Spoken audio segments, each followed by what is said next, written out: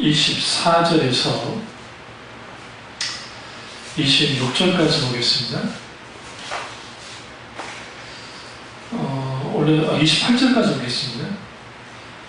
마태복음 15장 24절에서 28절까지입니다. 예수께서 대답하여 이르시되 나는 이스라엘 집에 잃어버린 양 외에는 다른 데로 보내심을 받지 아니하였느니라 노라 하시니 여자가 와서 예수께 절하며 이르되 주여 저를 도우소서. 대답하여 이르시되 자네의 떡을 취하여 개들에게 던짐이 마땅치 아니하니라. 여자가 이르되 주여 옳소이다마는 개들도 제 주인의 상에서 떨어지는 부스러기를 먹나이다 하니 이에 예수께서 대답하여 이르시되 여자야 내 믿음이 크도다 내 소원대로 되리라 하시니 그때로부터 그의 딸이 나오니라. 아멘. 말씀 제목은 예수님께 인정받는 믿음입니다. 예수님께 인정받는 믿음이라는 제목으로 같이 은혜를 나누려고 합니다. 오늘 말씀은 우리가 가나안 여인이 예수님께 나와서 그의 이제 자녀를 고쳐달라고 이제 그가 간청합니다. 이때 예수님께서 복음전도 하신 곳이 두로와 시돈입니다. 두로와 시돈은 이스라엘에서 사실 이방적이라고 할 수 있습니다.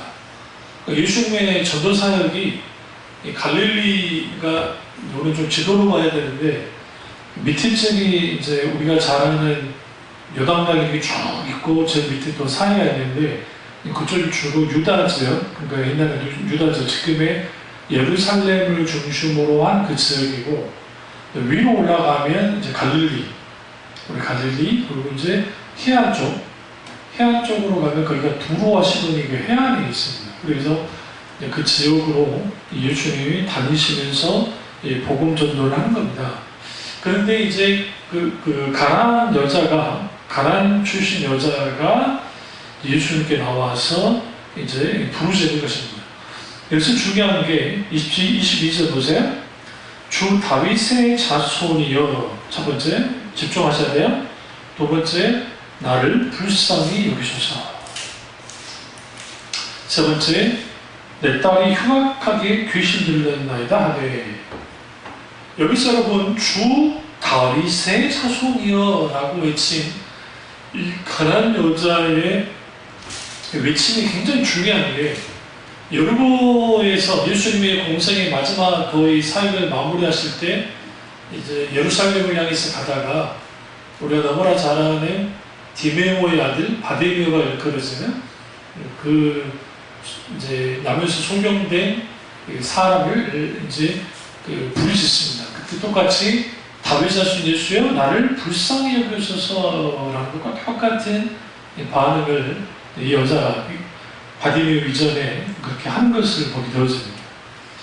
주 다윗의 자손이라는 표현은 이 가난한 여자가 예수님을 단순히 어떤 선지자 중에 하나로 아니면 선생 중에 하나로 여긴 게 아니라 적어도 그녀가 예수님을 메시아로 구원자로 여겼음을 우리가 알 수가 있습니다. 그리고 나를 불쌍히 여기달라고 하는 것, 우리가 하나님 앞에 나아갈 때 오늘 반드시 필요한 게 하나님께 긍휼을 구해야 돼요. 예수님께 우리의 믿음이 인정을 받으려면 여기 가장 중요한 게 예수님이 누구신지를 분명히 알아야 되고, 그리고 그 예수님 앞에 서는 자세는 항상 우리는 내 처지를 알고 주님께 나를 불쌍히 여겨달라고 하는 그런 태도를 가져야 됩니다. 이렇게 만남을 가졌습니다. 근데 문제는 그들의 생각과 달리 예수님의 아주 싸늘한 반응이었습니다. 28절 보세요. 예수는 한 말씀도 대답하지 아니하시다. 여기서 우리는 깜짝 놀랍니다. 예수님 이렇게까지 예수님께서 쌀쌀맞으셨나? 근데 여러분 이거 아셔야 돼요? 우리는 성경을 전체를 알고 있으니까, 내용을 알고 있으니까 말 그대로 이제 예수님이 일부러 그러신 거야 라고 하지만, 예수님이 가난한 여자가 이렇게 반응했을 때 주위에 있는 누구, 지금 예수님의 제자들이 유대인들의 반응은 당연한 반응인 거예요. 왜? 예수님은 항상 이 말했죠. 잃어버린 양을 되찾으러 왔다고. 잃어버린 양, 이스라엘 백성들을 되찾으러 왔다고 했기 때문에 가난한 여자에게까지 신경 쓸 이유가 전혀 없어요. 그러니까 예수님이 듣고서도 아무 말도 않고 요즘 말하면 쌩까하신 거예요. 아무 대답도 하지 않았다. 이거 얼마나 충격적입니까?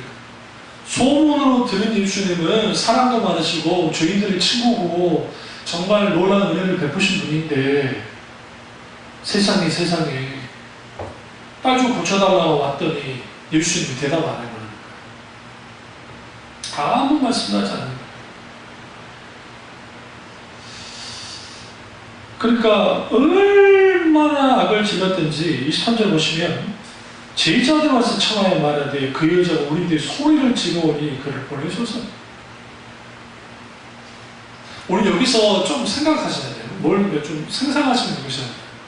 예수님이 쌩까고 지나가시니까 보통 사람 같으면 뭐 할 거였어요? 이거 예수 이룰 수 있어? 욕할 수도 있잖아요. 아니면 내가 이방제자라고 그것도 볼 줄 않는구나 하면서 낙심할 수도 있었을 텐데 소리를 지르는 뭐라고 소리 지르겠어요? 예수님을 욕하는 소리를 지르겠어요? 만약 예수님 욕하는 소리를 쓰면 성질쟁이 두 명 있죠. 사도 요한과 야고보 가만 안 뒀을 거예요.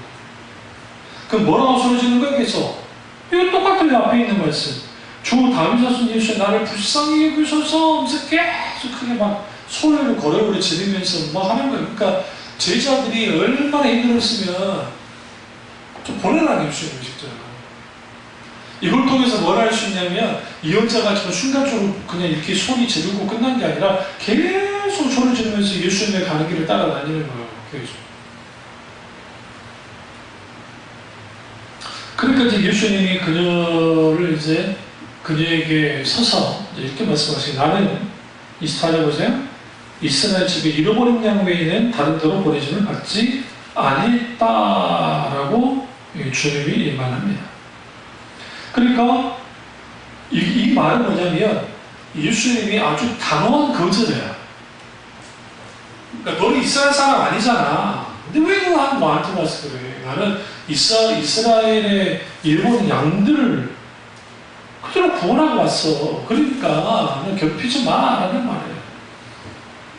근데 이 여자가 아랑곳 하지 않고 와서 예수님께 납작 절합니다. 이게 절하는 운동이 아주 중요한 게 고대 사회에서 절을 한다는 것은 주인에게 절하고 왕에게 절하고 그 외에는 절하지 않아요. 적어도 예수는 뭐로 여긴 거예요? 주인이자 왕으로 여긴 거예요. 그런데 그녀가 뭐라 했어요? 주 다윗의 자손 예수여 라고 했으니까 당연히 메시아이신 예수님께 절을 한 겁니다. 그러면서 뭐라고 하냐? 주여 저를 도와주셔서. 선생님 저를 도와주십시오도 아니고 주여 나를 도와주십시오 라고 말합니다. 여기서 우리는 뭐를 읽어내야 되냐면 같이 따라다니는 무리들 그리고 제자들 그리고 그녀 그러니까 가난한 여자. 그러니까 이 상황에서 지금 예수님께서 딱 서가지고 완강하게 거부를 하고 있는 거예요. 누구에게? 가난한 여자를. 근데 당연히 유대인들 입장에서는 그 유대 출신 예수님의 제자들 입장에서는 이게 당연한 거야. 얼씨구나 예수님 잘한다 생각했을 거야. 예수님 빨리 보내시고 우리 갑시다 생각했을 거라고. 그런데 그녀가 물러서지 않고 주여 저를 도와주십시오. 이제 예수님이 한 걸음 더 나가요. 이제 이게 문제예요. 우리말하면 넌 개아들이야 라는 표현을 써버려요. 쓰지 말아야 되는 표현을 쓰세요. 이렇게 말씀하십니다. 자녀의 떡을 취하여 개이들에게 던짐이 마땅치 아니하니라. 예수님께서 이렇게 말씀하십니다. 그러니까 이게 얼마나 충격적인 말이냐면 고대 당시 예수님 당시 개인은 저주받은 거예요. 그러니까 부정한 짐승이에요. 왜냐하면 여러분 개를 키워봤을지 모르지만 요즘 개들은 사료를 먹기 때문에 그런 행동을 하지 않는데 요즘 막 걔가 잡식이니까 막 잡식을 먹다가 너무 배부르게 먹잖아요. 그럼 토해내요. 토해낸 걸 다시 먹어요, 걔가. 이 똥기를 안 키워봐서 몰라요, 이런 걸. 저는 어렸을 때 그런 걸 많이 봤거든요. 그러니까 걔가 아주 부정한 동물을 여기고 그렇기 때문에 걔를 취급도 하잖아요. 근데 지금 예수님이 너는 개야. 근데 여기서 사용된 헬라어 단어가 퀴온이라는 단어입니다. 이게 일반 우리로 말하면 들개비처럼 막 돌아다니는 개 있죠. 너는 돌아다니는 개새끼에 불과해 라는 거예요. 그 개새끼한테 어떻게 주겠어. 그러니까 여자가 가난한 여자가 주여 옳습니다 라고 하면서 마바다처럼 인정을 해요. 맞습니다 예수님. 그런데 여기서 개들도 제 주인의 상에서 떨어지는 부스러기를 먹나이다 하니 여기에서 우리는 두 개의 문화적인 충돌이 있어요. 그러니까 성경을 읽을 때 이 배경을 모르면 우리가 그냥 쉽게 읽어버리는데 앞에서 말한 예수님의 개들은 헬라어로 퀴온이라는 단어를 했잖아요. 돌아다니는 개. 그러니까 유대인들은 개를 보면 돌로 던지거나 잡아도 죽여버려요. 보면 족족. 가만두지 않아요, 개들. 당연히 개한테 먹이 주는 일은 없어요. 무슨 말 아시죠? 그러니까 예수님이 의도적으로 표현하는 거예요. 개들에게 먹이 주는데 그거 준다고 생각하니? 절대로 안 줘. 왜 주냐? 그러니까 이 여자가 맞아요, 예수님. 돌아다니는 들기놈들한테 주지 않는데 이 여자가 말하는 27절에 개들 할 때 이 개들은 헬라어로 퀴나리온이라는 단어예요. 이 퀴나리온이라는 헬라어 단어의 뜻은 애완견이라는 뜻이 있어요.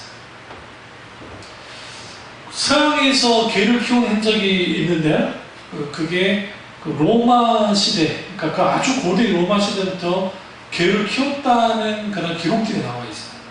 그러니까 그리스와 로마 사람들은 개를 오래전부터 개를 키웠어요. 그럼 우리 쪽은요? 우리나라도 마찬가지예요. 우리나라도 중국인은 다 개를 오랫동안 키웠어요. 우리는 식용 겸, 사냥개 겸, 집 지키는 개 겸 키웠어요, 우리는요. 근데 이 여자는 지금 가난한 여자잖아요. 당연히 이 여자는 헬라 영향, 그리스 영향을 받은 여자예요.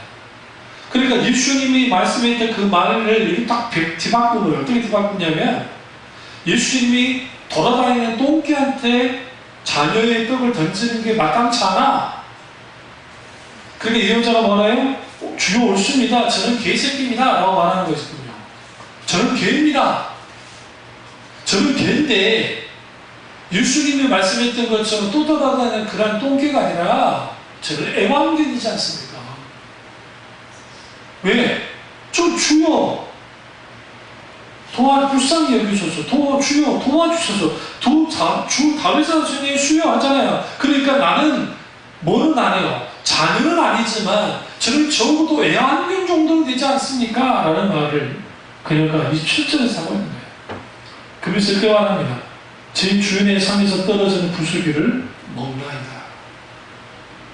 부스러기가 뭡니까? 주인이 먹다 걸리는 것을 그걸 또 먹지 않습니까? 저 부스러기라도 주라는 거예요. 이때 예수님께서 대답하셔서 뭐랍니까? 여자여. 이 표현이 아주 중요합니다. 그 전까지는 이 여자에 대해서 예수 아주 싸늘하게 말하는 갑자기 여자여 내 믿음이 크구나. 여기서 우리는 뭘 할 수 있냐면 예수님을 찾아나올 때 이 가난한 여자가 그 딸이 귀신 쫓아내기를 바래서 나왔는데 그녀의 발음과 달리 나타나는 주님의 반응이에요. 우리도 마찬가지예요. 우리가 하나님 앞에 기도를 했는데 어떤 일이 나타날 때 우리의 원하는 반응과 다른 반응들이 나타날 때 있어요. 일들이. 그때 필요한 게 뭐냐면 이런 모든 일어난 일들을 믿음으로 해석하는 거예요. 왜 주님을 허용하셨을까? 그리고 그 허용하신 이유가 뭘까? 당장 우리 앞에 있는 이익을 따라가거든요. 당장 우리 앞에 보이기 좋은 것들을 따라가요. 그런데 하나님은 우리 인생 전체를 보고 계시기 때문에 하나님이 이 일에 대해서 이루실 때는 부분 부분이 아니라 전체를 보고 역사하시기 때문에 우리 그걸 알 수가 없어요. 알 수 없기 때문에 뭐 해야 되니? 물어야 돼요. 어떻게? 주님 어떻게 하기 원하십니까? 뭘 하기 원하십니까? 그러니까 이 여자는 예수님의 소문 듣고 왔고 예수님께 나가면 병 고침 다 해주는데 뭐가 그렇게 어렵다고 예수님이 거절하셨고 너는 강한 여자잖아. 나는 잃어버린 이스라엘 백성에 오지 않아서 주님이 완강하게 거부했는데 불구하고 그녀가 달려와서 예수님께 절하면서 도와달라고 하죠.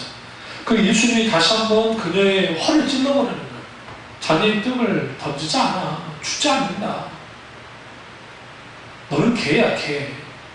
또 돌아다니는 저주받은 개, 부정한 개. 너는 부정한 개잖아. 그러니까 그녀가 옳습니다. 저는 개새끼입니다. 그런데 예수님 주인의 상에 떨어진 개가 애완견이 떨어진 거라도 먹잖아요. 그러니까 그거라도 달라는 거죠. 여기서 우리는 뭘 알 수 있냐면 이 가난한 여자가 첫째로 예수님의 모든 자존심을 내려놨습니다. 이게 굉장히 중요합니다. 우리가 믿음의 역사가 나타나려면 하나님 앞에 대하여 자존심 세우면 안 돼요. 그런데 세울 때가 따로 있어. 하나님 앞에 자존심을 세웁니까?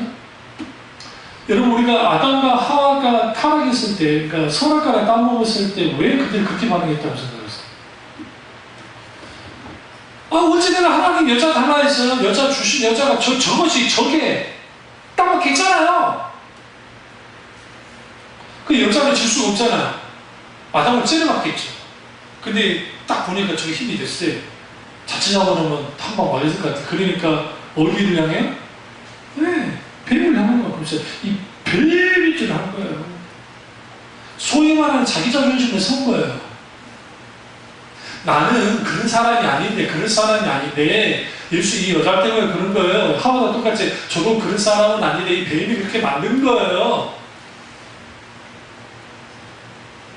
하나님 앞에 대하여 자존심 세웠던 사람이 대표적인 인물이 사울이에요. 사울은 늘 자존심을 세웠어요. 그러니까 하나님 앞에서 자존심 세운 사람 치고 사실상 하나님의 믿음의 역사가 나타나기는커녕 겨우 스스로 마음만 이런 의미에서는 아주 조심해요. 신앙생활 자신감이 넘치는 거 그럴 수 있어요. 자존심 내세우는 거 그럴 수 있어요. 근데 문제는 뭐냐면 하나님 앞에까지 가져가는 거예요. 오늘 이 여자가 자신의 자존심을 다 내팽개쳤어요.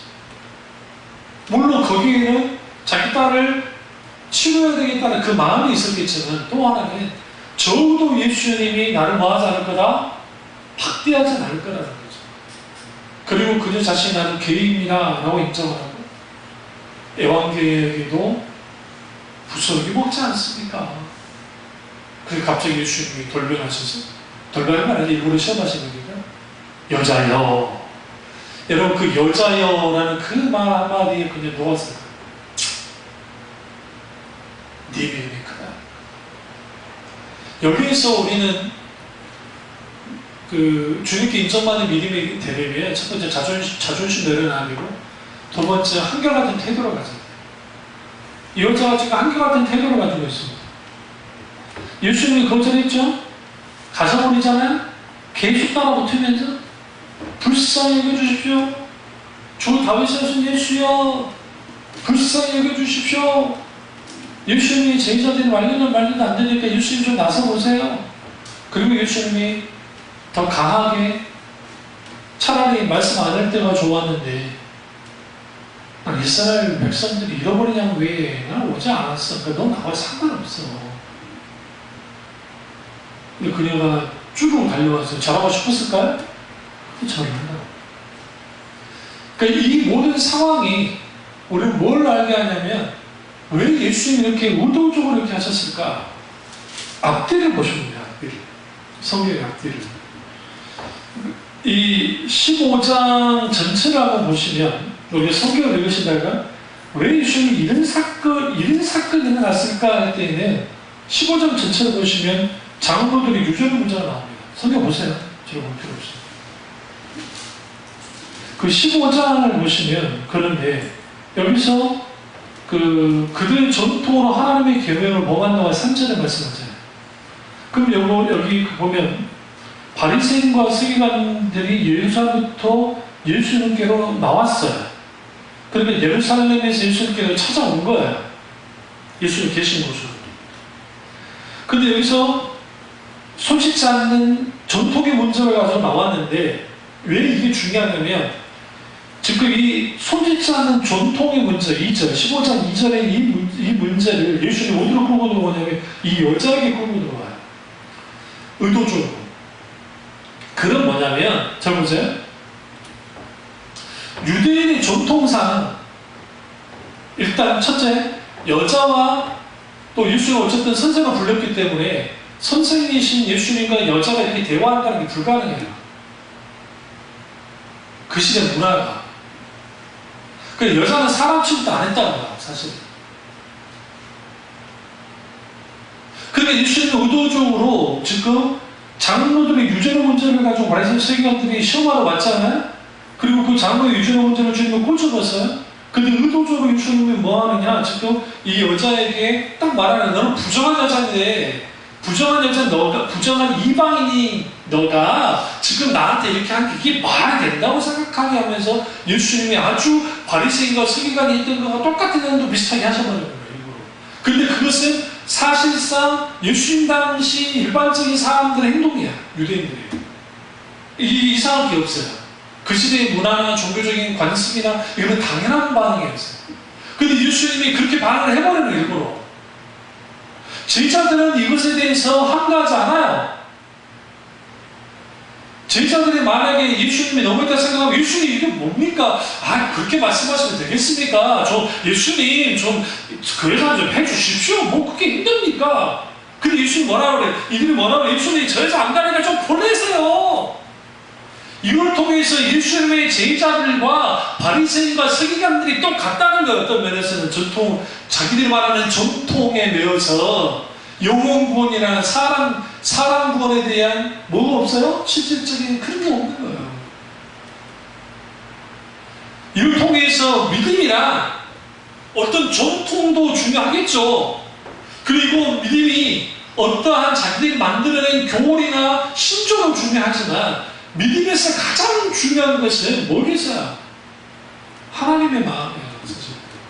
긍휼, confession, 하나님의 긍휼. 사실상 믿음의 역사가 나타나는 것은 하나님의 긍휼이 함께합니다. 근데 거기에 하나님께 부르짖는 자들이 늘, 그러니까 저나 여러분이나 늘 죽을 때까지 늘 영원토록 할 게 뭐냐면 하나님 저를 불쌍히 여겨주십시오 라는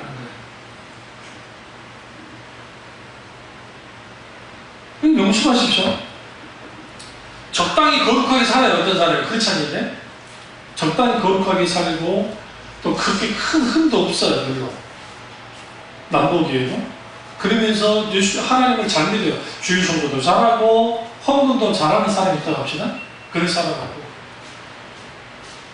한 사람은 좀 문제가 좀 있어요. 인격도 좀 문제가 있고 뭔가 성격도 좀 문제가 있고 그리고 조금 그렇게 살아요. 그런데 그 사람은 항상 갖고 있는 게 뭐냐면 내가 하나님 앞에 아무것도 아니고 하나님이 내게 정말 긍휼 베풀어 주지 않으시면 안 된다는 의식을 갖는 사람과 이 두 사람을 비교해서 하나님이 어떤 사람을 더 의롭다 여기게 됩니다. 물론 후자가 선한 사람은 아니에요. 근데 분명하게 우리가 알 것은 뭐냐면 아무리 하나님 앞에 거룩한 삶을 산다 할지라도 모든 인생은 하나님 앞에 긍휼을 구해야만 해요. 왜? 하나님 앞에 선한 할자가 단 한 명도 없기 때문에. 믿음은 그거예요. 믿음은 한결같은 태도를 하나님께 보이는 거예요. 그게 믿음이에요. 성경에서 말하는 거예요. 근데 거기에는 뭐가 요구되냐면 하나님에 대한 전적인 신뢰.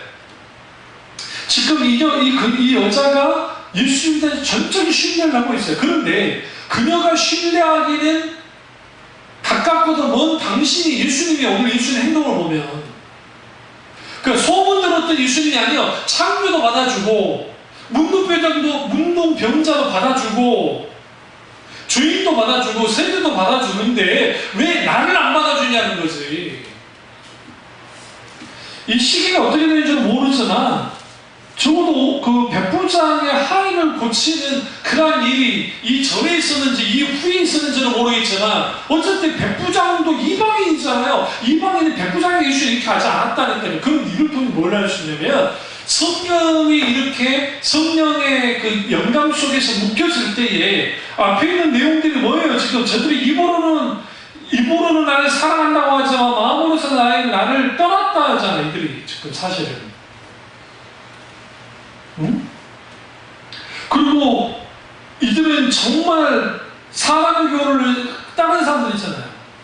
그런데 지금 이 여자가 도저히 예수님을 사랑할 만한 분이 아니에요. 도저히 이 행동 속에서 예수님을 신뢰할 만한 분이 아니에요. 그런데 지금 이 여자가 어떻게 하고 와요?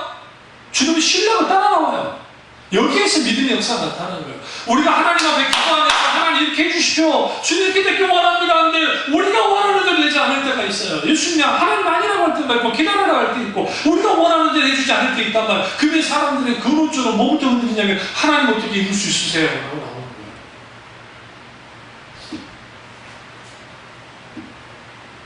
그런데 우리 가난한 여자가 어떻게 반응해요?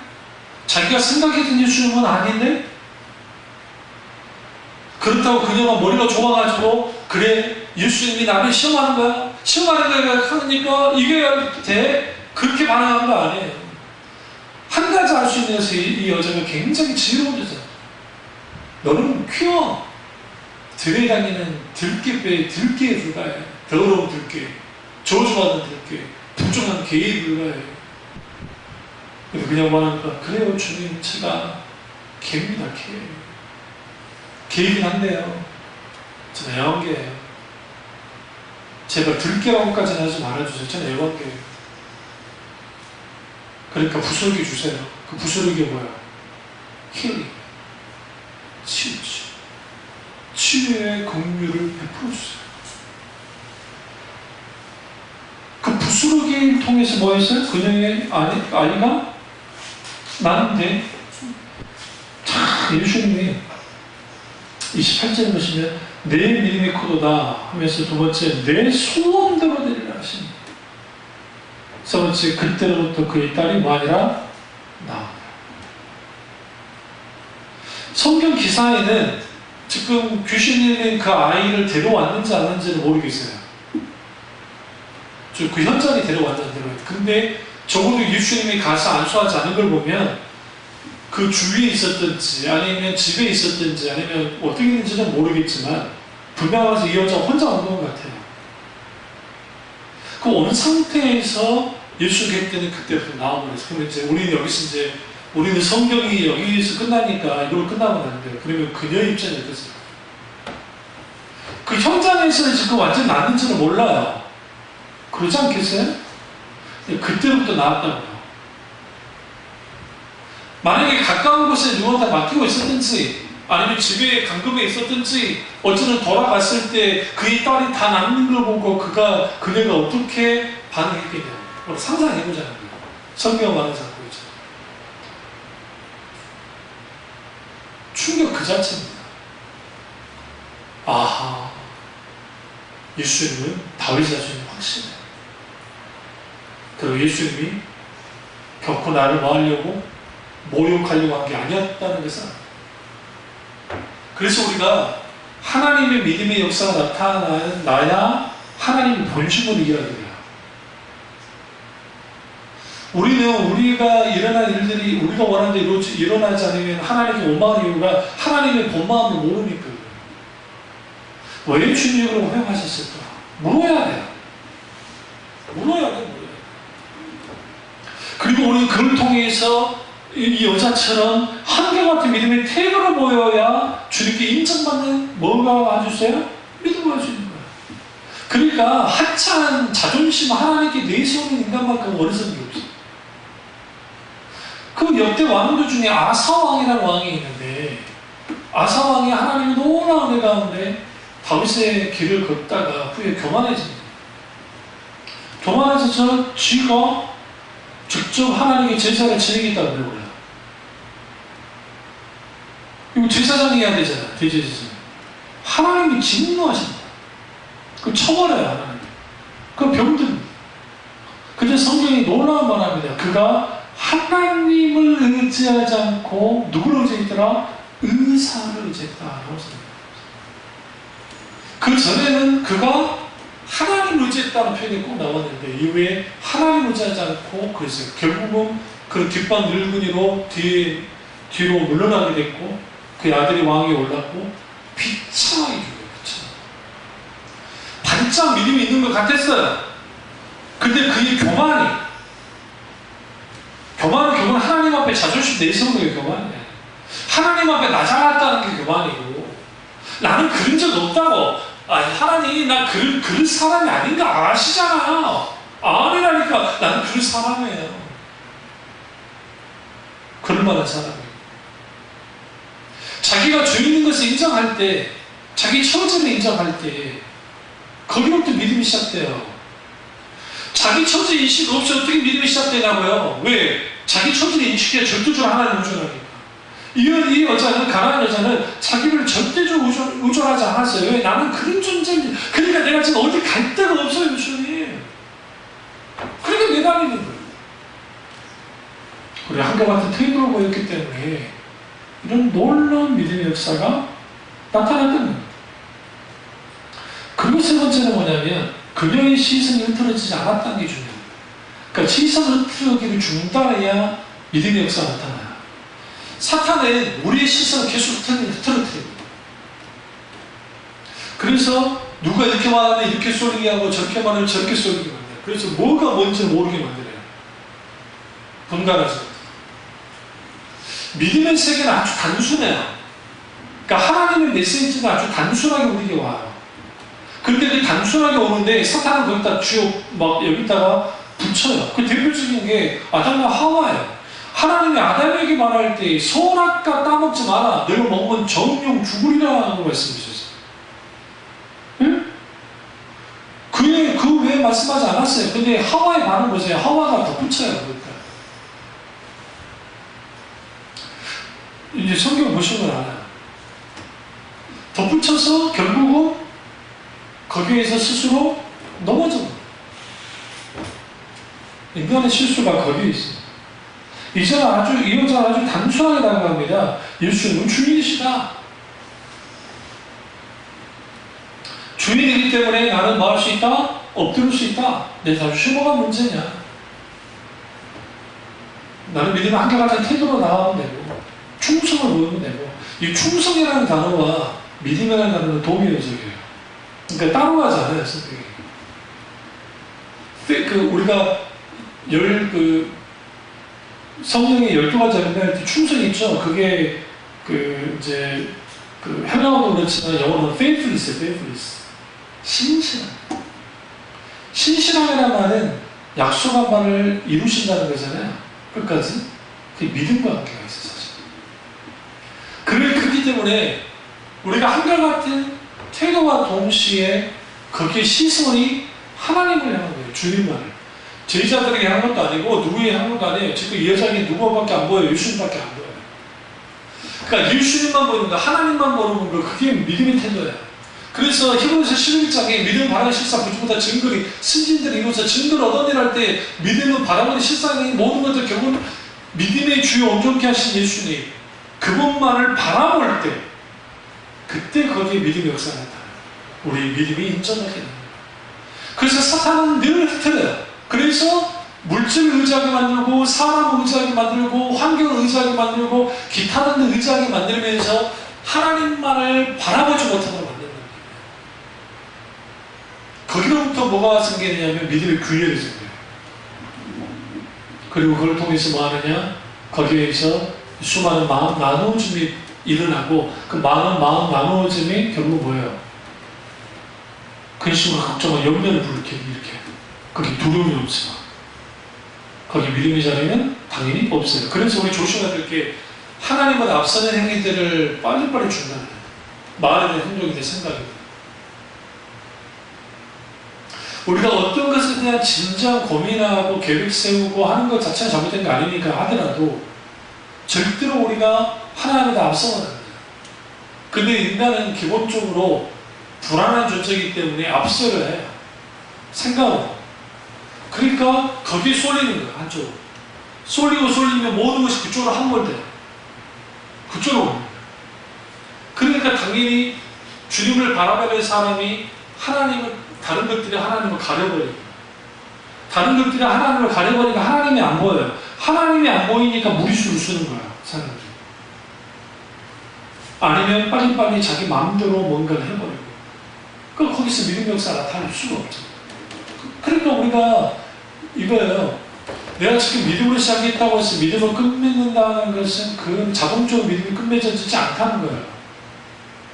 누굴 보면 알 수 있냐? 베드로 보면 알 수 있잖아요. 베드로가 물 위를 걸었다고요. 그럼 믿음으로 걷는 거예요. 어마어마한 믿음이죠.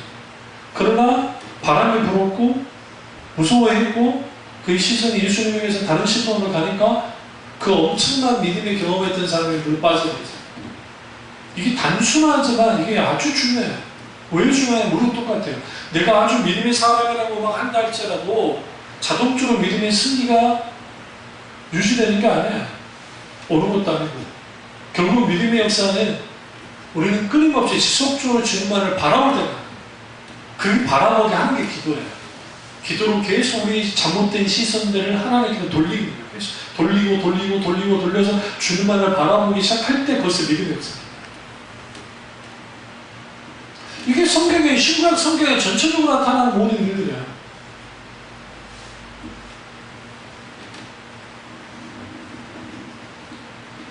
그리고 여기서 이제 이 사건을 통해서 우리는 또 뭘 볼 수 있냐면, 지금 앞에 있는 지금 이제 마음으로서 떠났고 이미 몸으로 다 떠난 이들이 이렇게 막 이제 소위 말해 외식하고 장들의 전통을 막 내세웠잖아요. 그 연장선상에 왔다가 그들의 간악한 마음에 대해서 말씀하시잖아요. 근데 29절부터 보시면 15장 29절부터 39절까지 보시면 갈릴리 호수가에 예수님이 오세요. 두루와 시돈에 있다가 이제 오셨단 말이에요. 그러면서 산에 올라가 거기서 이제 무리들을 가르치신 거예요. 이때 이제 참 중요한 부분이 있는데 30절 보세요. 큰 무리가 다리 저는 사람과 장애인과 맹인과 말 못한 사람과 기타 여럿 데리고 와서 예수의 발을 받치며 고쳐주시니 다 고치신 거예요. 여러분 보세요. 완벽하게 다 고쳐버렸다고 예수님. 그러니까 여기에 무슨 어떤 사람 고침받고 어떤 사람 고침받지 않은 게 아니라 예수님이 다 고쳐버렸어요. 찾아 올라온 자들에게. 여기서 우리가 또 하나 알게 된 게 아픈 사람들이에요. 왜 예수 산으로 올라옵니까? 내려오시지. 아니 지금 여기 보세요. 여기 다리 저는 사람이 있는데 산까지 올라가게 만들었어요. 예수님이. 왜 그랬을까? 예수님이 그렇게 막 독한 분이신가? 예수님 긍휼이 많은 분이죠. 여기서 우리는 뭘 알 수 있냐면 네 번째로 믿음의 인정을 받으려면 믿음의 행동이 있다는 믿음의 행동. 주님이 원하는 산으로 올라오는 거예요. 이들에게.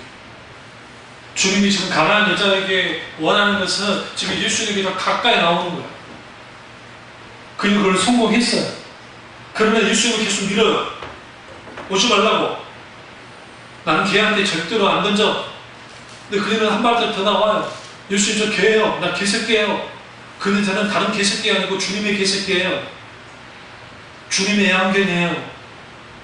예수님 거기다 뭐라 하지? 그 믿음의 행동이 무엇을 이루어주느냐?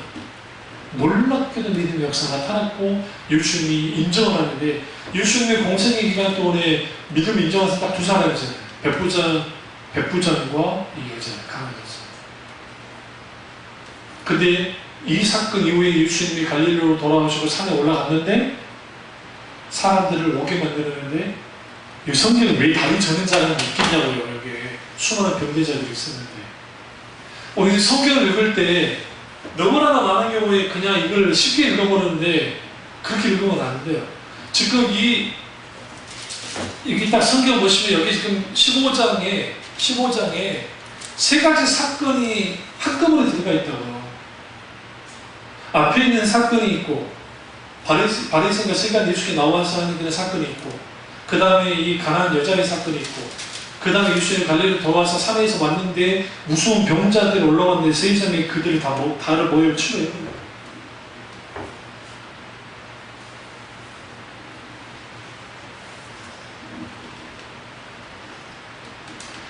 여기서 또 한 가지를 보셔야 되는 게 30절에서 15장 3절에서 예수의 발 앞에 앉힘에가 굉장히 중요해요. 여러분 좀 재밌지 않습니까? 예수님의 발 앞에 앉혔다라는 거는 뭐냐면 예수님 여기 계세요? 병든 자를 데리고 나오는 거예요. 예수 사람 앞에 앉히는 거예요. 지금 이 여자가 가난한 여인이 예수님께 엎드렸죠. 어떤 상태에서 계속 대화하는 거예요. 지금 이런 상태에서 엎드려가지고 거기는 들으나 봤겠죠. 이거 뭐가 똑같아요? 저 개가 하는 거가 똑같아요. 개 들은 거잖아요.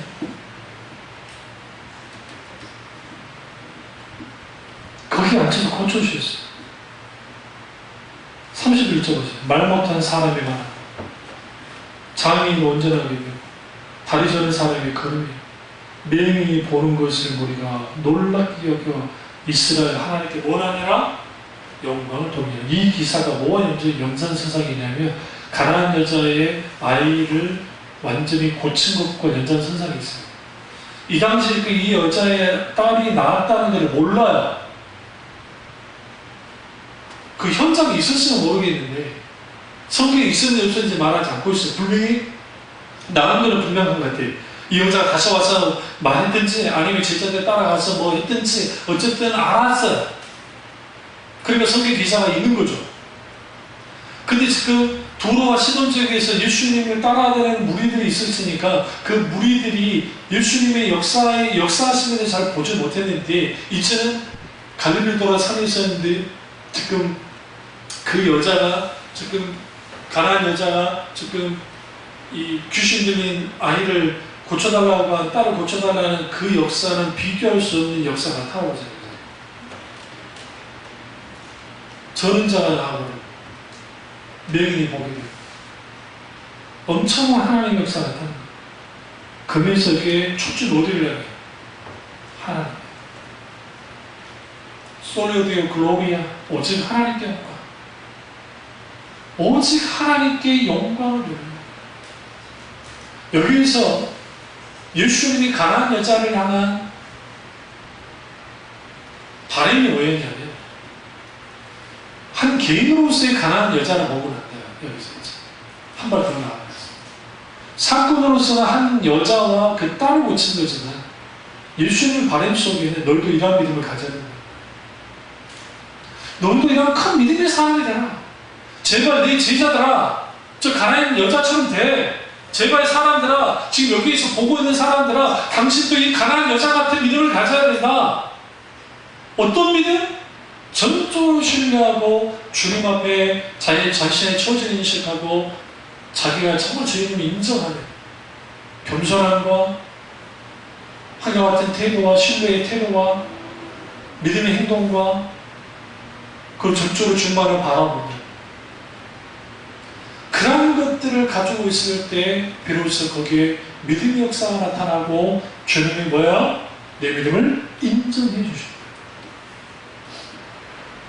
보라는 듯이 주님의 역사를 하신 그러면서 32절에 또 하나의 사건이 나타납니다. 그게 뭐냐면 질병이어의 사건이에요.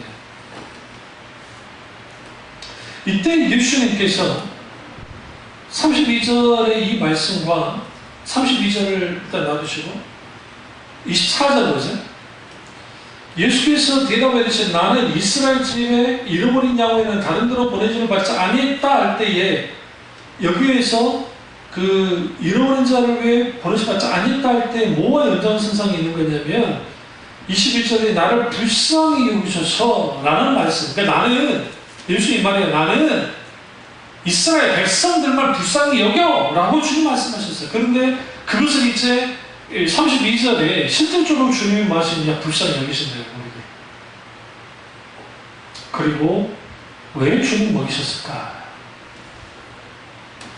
500의 기적도 있었고 700의 기적이 있어요. 이 다른 사건이지만 왜 이 두 사건을 주님이 하셔야만 했는가?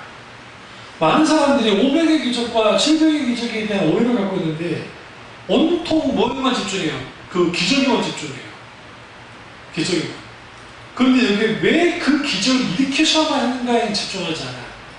이 사건은 뭐와 연장선상에 있는 거냐면 모세가 광야의 이스라엘 백성들을 어떻게 40년 동안 만나를 하나님이 주셔서 뭐 하신 것처럼 먹이시고 입히신 것처럼 지금 먹이시고 입히신 하나님의 긍휼이 누구에게 임한 거죠? 예수님 통해서 임한 거예요. 예수님 통해서. 그런 의미에서는 이거는 엄청난 사건이에요. 엄청난 사건. 그리고 이 역사가 나타난 곳이 어디예요? 3절 제자들이 광야에 있어요. 광야에서 내렸어요. 만나 어디서 내렸어요? 광야에서 내렸죠? 사목에서. 그래서 구약에 있는 이 사건, 만나 사건이 누구와 관계가 있어요? 예수님. 예수님 자신이 생명의 떡인 것을 주님이 드러냅니다. 여기서 이제 어떤 문제가 발생되냐면 여기 딱 보시면 이제 여기에는 나타나지 않는데 16장의 10절 8절부터 10절을 보면 믿음이 적은 자들아 어찌 떡이 없음으로 서로 논하느냐 좀 말씀하시죠. 500, 700의 기적이 얼마나 대단한 기적입니까? 믿음이 놀라운 정말 충만한 역사죠. 근데 도리어 그 엄청난 그 큰 기적을 경험했음에 불구하고 믿음이 적은 자가 천만받았어요. 무엇에 모든 걸 집중했기 때문에. 소위 기적의 결과물에만 모든 것이 초점 맞춘 거예요. 다시 말하면 거기에 있는 떡이만. 그 앞에 있는 떡을 놔두고 왔네. 떡을 놔두고 온 거예요. 까마귀고. 그 주님이 사두개인의 이 말씀도 뭐와 연장선상에 있어요. 사두개인, 바리새인과 사두개인의 누구 주의라 6절에 이 말씀, 그러니까 이 앞에 있는 그 16장에 있는 이 사두개 바리새인의 시험하고 왔잖아요. 15장에는 바리새인과 서기관들이 예수님께 나왔고 계속적으로 공격하는 거죠, 예수님. 그러니까 여기서 보니까 사탄의 공격과 믿음의 역사, 사탄의 공격과 믿음의 역사, 사탄의 공격과 믿음의 역사. 그런데 사탄은 사람도 공격을 하니까. 그런데 제자들이 굴복돼요, 여기. 그런데 지금 15장에서 우리는 뭘 할 수 있냐면 지금 바리새인과 서기관들이 율법의 전통, 그러니까 그 시대의 전통, 그 신앙 전통 가지고 와서 그걸 가지고 마치 하나님의 계명이라고 했잖아요. 근데 지금 이 가나안 여자를 통한 이 사건이 이 전통을 깨버려요. 무슨 말이냐? 가장 믿음이 없어야 될 사람이 가나안 여자예요. 당연히 유대인들이 믿음이 제일 많죠. 자기들 믿음의 사람이라고 인정을 하죠. 그런데 예수님이 지금 앞에서 15장 그 앞에 있는 말씀에서 바리새인과 서기관들의 잘못된 믿음의 형태에 대해서 주는 말씀을 그들의 외식함과 입으로만 주님을 건강하지 마음으로는 떠나있는 신앙의 본질에서 떠나있는 죽은 믿음, 형편없는 믿음. 당연히 자기들 믿음이 있는 데가 없는 거예요. 그런데 예수님이 이 사건을 통해서 분명히 보여주는 거예요. 예수님이 제자들이든 바리새인과 서기관들이든 그 현장은 유대인들이든 이방인들 누가 상관없이 이 여자의 믿음만 빛나는 거예요. 이걸 통해서 뭐가 믿음의 역사를 막지 못한다? 신앙 전통이라는 게 그들이 만들어낸 소위 말하는 장로의 유전이라는 것이 참믿음을 막지 못한다는 거예요. 그 장로의 유전을 잘 따라가는 것이 믿음이 아니라는 거죠. 반대로 예수님의 제자를 향해서는 불과 이 사건이 나타난 지 얼마 안 됐지만 700의 기적을 경험했는데 그들의 모든 것이 어디를 갔다고요? 그 일어난 결과물에만 관심이 있어요. 결과물에만 관심이 있으니까 무슨 일을 벌여서요? 믿음이 없어집니다. 믿음이 무너집니다. 그래서 사탄은 집요하게 교회를 공격하는데 잘 나가는 교회는 잘 나가는 대로 공격을 하고 힘든 교회는 힘든 교회대로 공격을 해요. 사탄이. 그 속에서 무엇을 하냐면 막 잘 나가고 뭔가 결과물이 나오는 데는 사람들이 자기들이 나타나는 현상과 일어나는 일들에서 막 그렇게 원해요. 정작 하나님만이 영광 받으셔야 되는데 하나님만이 영광 받지 않는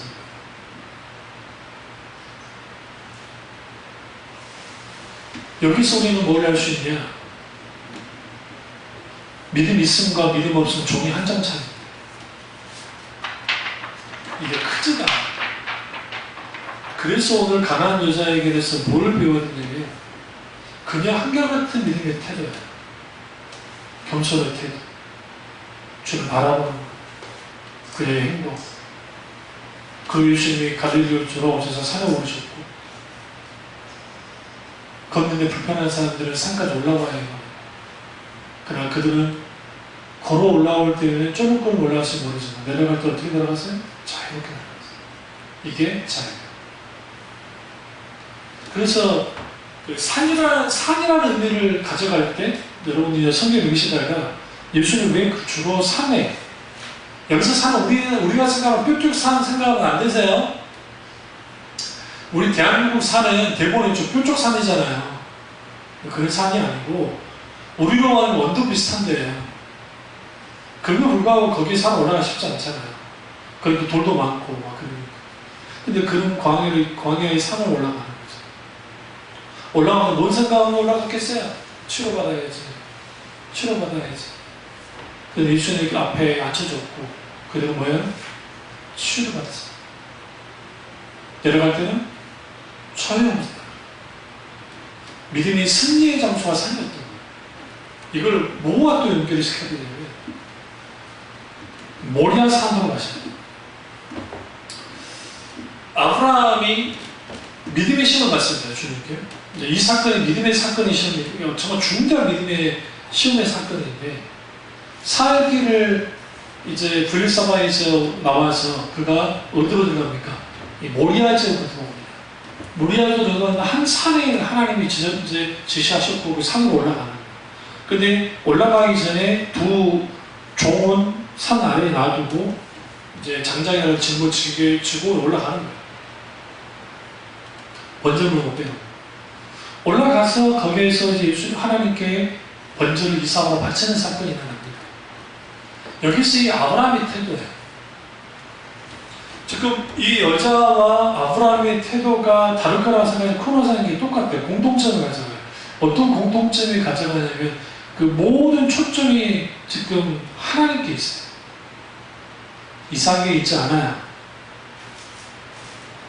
인간적으로 이삭에게 있어요. 아깝잖아요.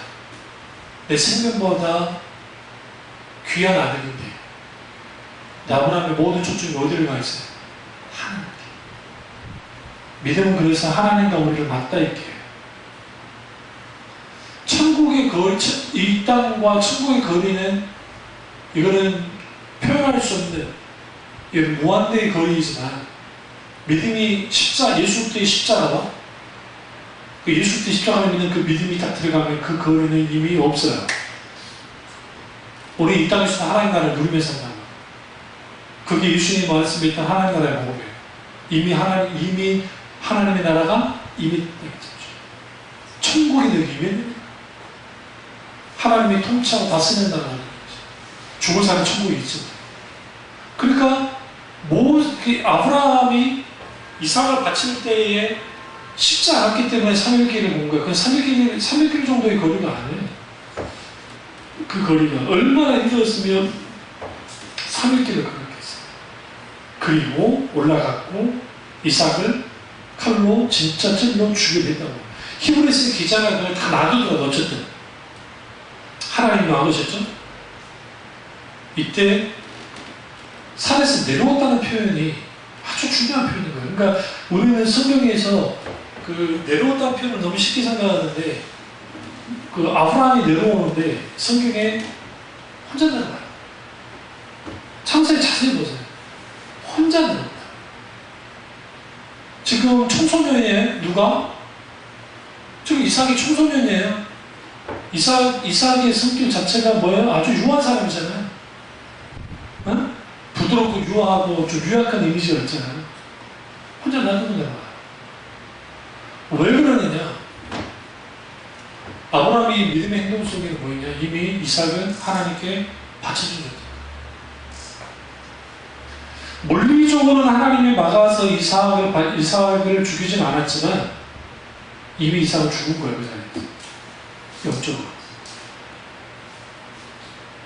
그리고 아브라함 먼저 돌아와요.